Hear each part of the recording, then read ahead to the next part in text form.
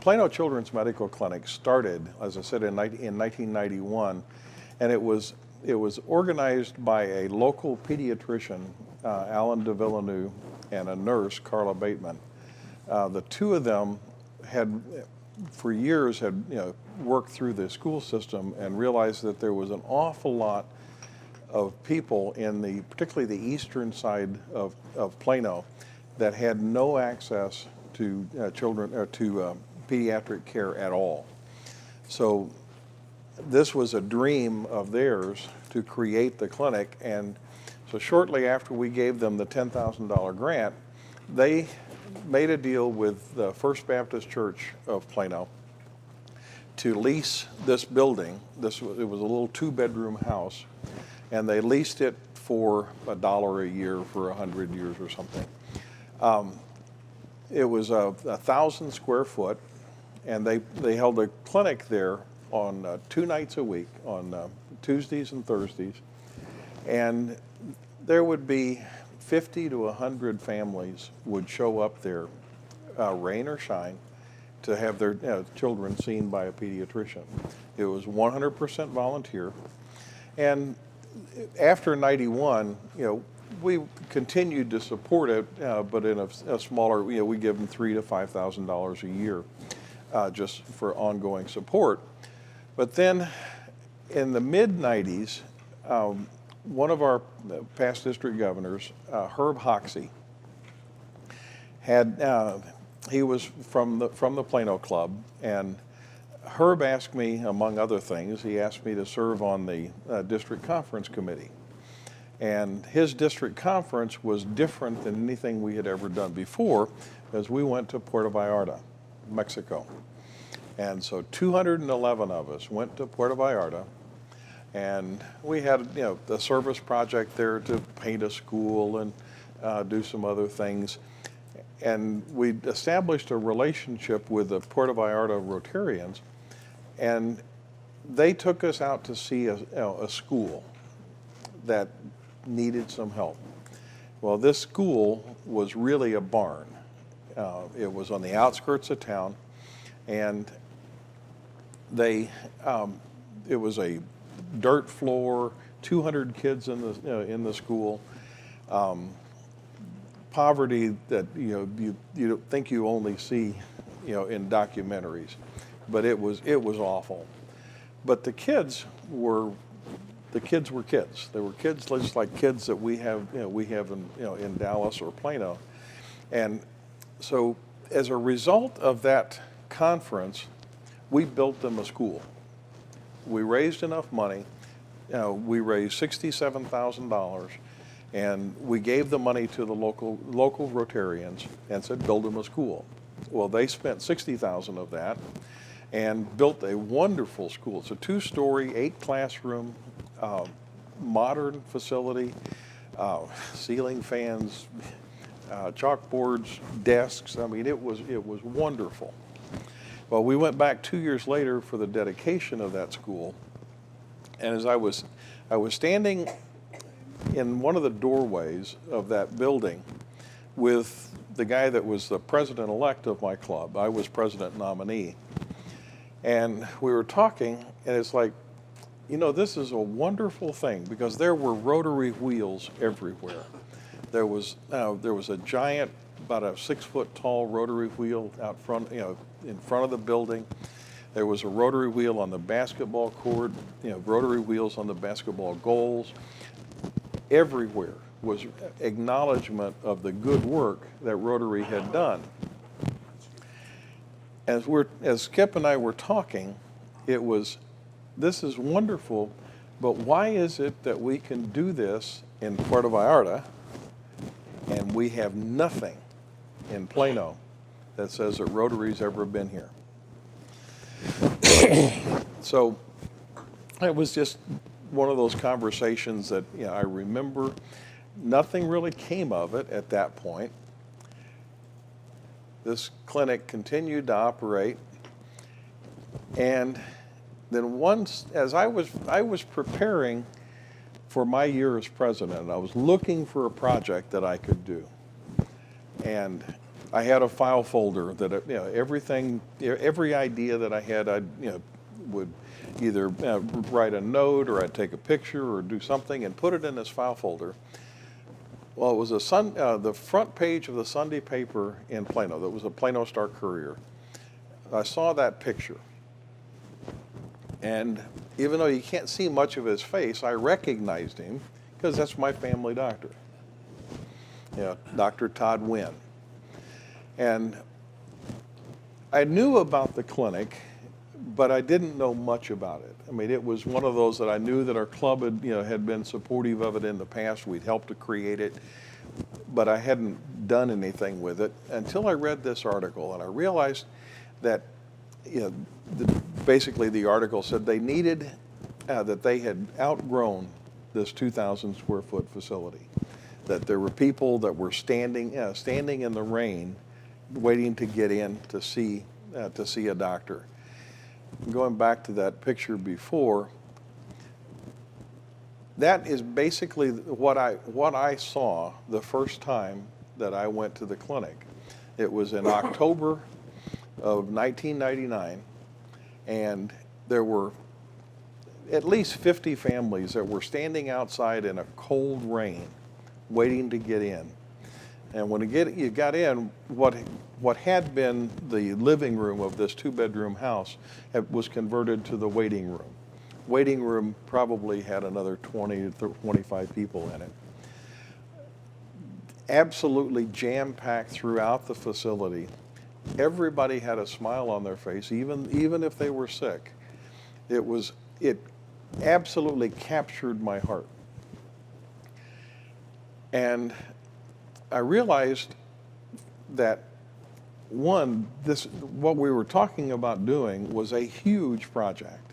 It was not something that I could accomplish just in my year of service as president. And that was actually more than a year down the road. And it was too big of a project that couldn't afford to wait. So I went and I had lunch with Skip, who was the current president, and I said, I have this project. We've talked about having something major that we could do in Plano. Well, here is the project that we need to do. And so I took him back the next week to the clinic, introduced him to the staff, and shortly thereafter, well, we got the rest of the leadership. The current president was Skip, and I was president-elect at that point. We had got the president nominee on board and the nominee designate, and we made a 5-year commitment to the Plano Children's Medical Clinic for $100,000. Major bucks for a Rotary Club, but something that we had never had never done anything remotely to the scale before. And almost immediately after we made that commitment, the clinic burned. And so, put a little emphasis. Oh yeah, it put a huge emphasis. Although Skip was quick to say that that fire can be your friend, because they had no insurance at all. But what it did was it created a media opportunity that we got out in front of. We were able to use this tragedy, and I swear we had nothing to do with the fire. We have not. Yeah, that's right. But we were able to energize the club first, and then we energized the community. With the club, the first thing we did was we had to move them. Out of the burn clinic into a temporary location. So I got up and I asked for volunteers, and I asked for the young people in the club. And well, there's not a picture there, but the first 2 people that volunteered, one was Dr. Hendrick, who's our retired school superintendent. He was 75 at the time. And he worked out there side by side with us all day. I mean, I will never forget that. The other one was L.B. Broach, a retired minister, and L.B. was also about 74, 75 years old. Those were the first two that volunteered. Now, fortunately, we did have some younger people that showed up too. But it absolutely energized the club, and to be able to do some hands-on things. And then the next thing we did was a bulldozer, and we bulldozed that clinic. Well, now we were operating out of a temporary location. We're still seeing patients exactly the same way that we were. We had a $100,000 commitment, but that $100,000 was not going to be near enough to build a new facility. Did you get permission from the owner, the original owner? Well, the original owner was the First Baptist Church. Yeah. So now this is immediately adjacent to the First Baptist Church in Plano. Yeah, I was just curious. Yeah. No, it's and we still have the same $100 dollar a year lease, because the land still belongs to First Baptist Church. But we started doing fundraising. We called in the other clubs in Plano, realizing that this was much too large of an undertaking even for one club. So we started what we called the Plano Rotary Roundup, which was all of the Rotary clubs in Plano got together, and we had, we put up a big tent, we had barbecues, and we got lots of sponsors. Well, we raised that $100,000 in less than 2 years. But that was just the beginning of it, because what we did after that, more of the destruction, and there's somebody that standing in the midst of the rubble. Yeah, yeah, probably was. I think she did take it as a souvenir. Well, then we started construction. I went to one of our club members that I played racquetball with, and he was in the business of building medical offices. And I asked him, I said, we're looking for a contractor. I said, would you be willing to build the Plano Children's Medical Clinic? And he said, sure, no problem, that's what I do. And then after he said that, I told him, I said, and we'd like for you to do it at no cost. Well, I already had him saying yes, so he couldn't back out. So he built it at cost, and twisted subcontractors' arms to do the same thing, to build it at cost. We had a lot of Rotarians that were in business that did a lot of things, in-kind contributions. We built this building. We built it for a total of $350,000 of hard construction cost. The interior was just. Much profit in construction? Well, we had a whole lot of in-kind contributions. A lot of donations. That's great. But we built it for $350,000 hard cost. We raised enough money that we paid for all of it in cash. And when we turned the facility over to the clinic, we had $250,000 of working capital to keep it going. Now, one of the things that I am most proud of about this clinic was the rotary wheel. That's right now to the right of the front door.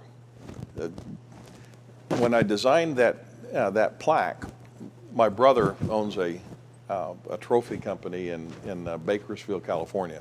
So I had him do it at cost. And when I designed it, I sent it to him as a digital file, and he said, the wheel's too big. You can't read all the words. I said, you don't understand. The wheel's all that's important. The rest of it is just words. People can get up close and they can read it. I don't care if they can read it from the street. But what's listed underneath it is the name of the facility, Plano Children's Medical Clinic, and all of the Rotary clubs that participated in making it happen, which was the Plano Rotary Club, Plano West Rotary, Plano Metro Rotary, Plano Sunrise Rotary, and the Richardson Central. Now, Richardson Central is kind of an interesting story because the president of Richardson Central, Jay Marksberry, Jay was a very close friend of mine, and he heard me talking about this all the time, and he went to his board and asked for permission to make a contribution to the effort. And they said, no, that's in Plano. We don't need to do anything in Plano. We're Richardson. And what he told them has stuck with me. He said, we wouldn't think twice if this facility was in Africa, if this facility was in Haiti, if this facility was anywhere else but Plano. He said, they're our neighbors. They are Rotarians, and they're asking for help. This is what we need to do. So he shamed them into it. Got a picture of Bill Boyd standing next to We that need to get flag. you some of those pictures. Yeah, I would like it because this next picture is Jonathan Majiabi and his late wife Adi that came to tour the facility. But the Plano Children's Medical Clinic is a success story of what happens when you engage the power of Rotary. What happens when you get like-minded people that want a great cause. And this, you can still drive by the facility. It's on East 15th Street in Plano. That the sign is still on the outside the door, and will be as long as I have anything to say about it. We stepped outside our comfort zone, by making the $100,000 commitment, but then seizing on the opportunity of, we had the public relations that you've got the entire community behind us, to where fire was our friend. We were looking at their building campaign, but we would be a major contributor to the building campaign. And we yes. But on a much larger scale. On a much larger scale. Leverage that into three. There's volunteers. well, since we opened the facility, the operation of it has changed dramatically. I served on the board for a number of years, including I served as 2 years as president of the board. It became increasingly difficult to get doctors to volunteer on a consistent, regular basis. We had a core of doctors that would do it, but it got to excuse me, my throat is just about gone. So we converted from 100% volunteer to 100% paid staff, and it operates under using the CHIPS insurance. Children in Texas, there's really no reason for them not to have insurance. Adults is a completely different story, but for children it was much easier for us to get the funding. So the combination of the CHIPS insurance funding and continued support from Rotary and other organizations, we were able to do it with paid staff. Had a pediatrician that did not want to work full time, so she worked half time and served as the medical director. But it is still operating today under that model. The lady on the left is Susan Schuler. She's retired now. She was the executive director of the Children's Clinic, and shortly after this, she joined our Rotary Club. Yeah. And then, And several years later, she was a very, very successful president, and took our service to a different level. So the room that we're standing in there was the waiting room, and the whole idea there was to make that room inviting, to make it friendly. On the times when it was operating, the children that were in there were, it was not a quiet place. I'm absolutely convinced that every Rotary Club needs to have a hands-on project, that something that you can get involved with. One, it's the time together that that makes you a Rotary Club. It makes lifetime members, that people that would never dream of leaving.